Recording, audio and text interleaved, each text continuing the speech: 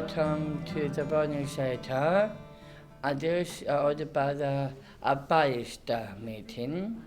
I'm an Arts Connect ambassador because I love to help people out. I like helping other people to build up resilience because that's what the group is for. I have been an ambassador for a year. I'm Ruth, I'm an arts ambassador and I love being with these people because they're so caring. I'm Julia. My job is to look after the whole of the Arts Connect programme. So working with you guys is a really big part of that, and you've been brilliant working on this for the last year. It's over a year now, isn't it? Yeah. We've been doing this together, and you've given me so many good ideas. You've helped me to plan the programme. We've changed it quite a lot, haven't we, as Yes, it's gone along? I enjoy coming to these ambassador meetings because get a chance to meet new people, a chance to go out to do presentations.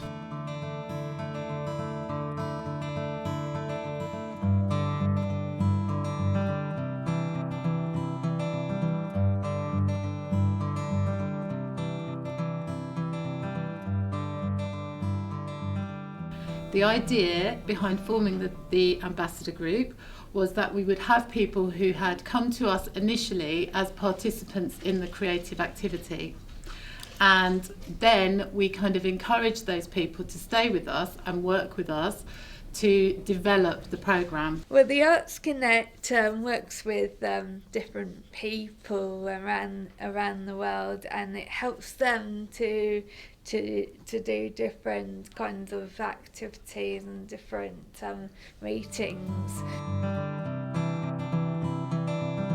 The ambassadors are important because they can give their own opinions. I feel good when it's my turn to speak. Every person with a disability's got a different kind of life.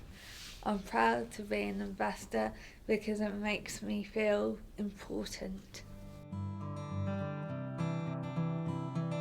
Resilient means to me that I can be confident, I can be stronger, and also it helps my family as well to make them feel stronger too, so it makes them feel really happy.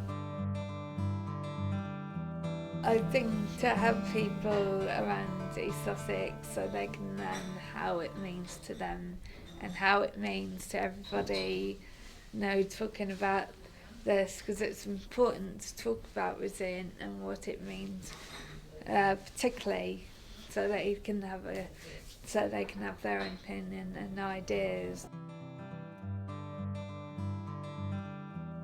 A year ago, we would ask, what did you think of X? And the answer almost invariably was always positive. It was always, yes, it's great, we love it, it's the best thing I've ever done. But we've developed those kind of critical thinking skills, and now people are more likely to tell us the things that they're not quite so happy with, the things that they would like changed. How important do you think it is that the people in charge understand about different people's needs? I'm a special needs person, and I find it difficult to they answer me good and easy questions. I can deal with that easily. But I sympathise with Laura because hidden abilities and disabilities they're not taken seriously. I like transport because I live such a long way, for me it's hard to find transport. Even getting here today was a struggle because I got the bus from town. Why do you all think it's important to tell people how you feel about? Because you might be a bit scared and a bit nervous. So it might help you feel less nervous. Yeah, it'll help you to be less nervous, and you can step up a little bit from it as well. I think it's important to be honest. If you were the manager of a day centre, Yes.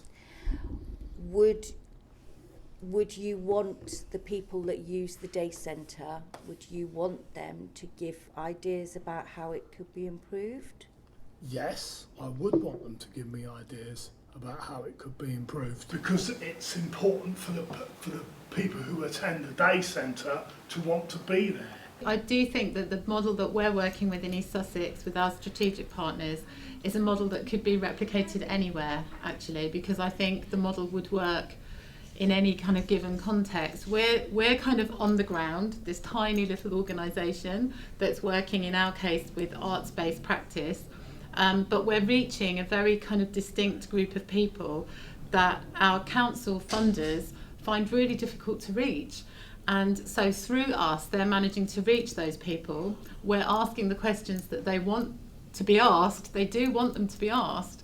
And so we're kind of asking them on their behalf. Working with the ambassadors is probably remarkably similar to co-production in any other context, actually.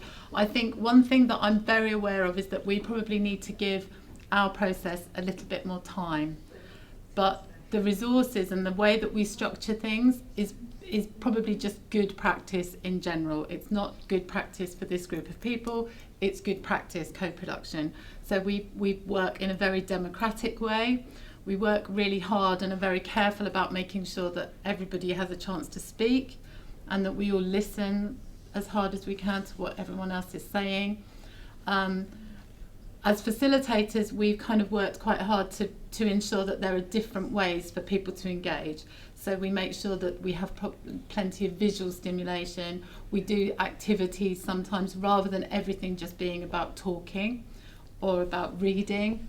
So we have kind of, I think, been as creative as we can in that respect, that we've offered variety within the meetings. But the process is very much like good practice co-production should be in any context. The one thing I would say that we need a little bit more of is time.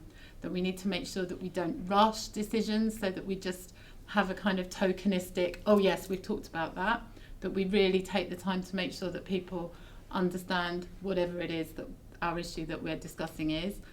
But once you give people enough time and space, the process just kind of happens naturally, and that's the way it is for us. We also managed to have quite a few laughs as well. Well, goodbye everybody, that was a nice meeting and I hope you enjoyed it. So goodbye. Where's the ice cream? Get to the ice cream shop. Inside the bottom. Ice cream.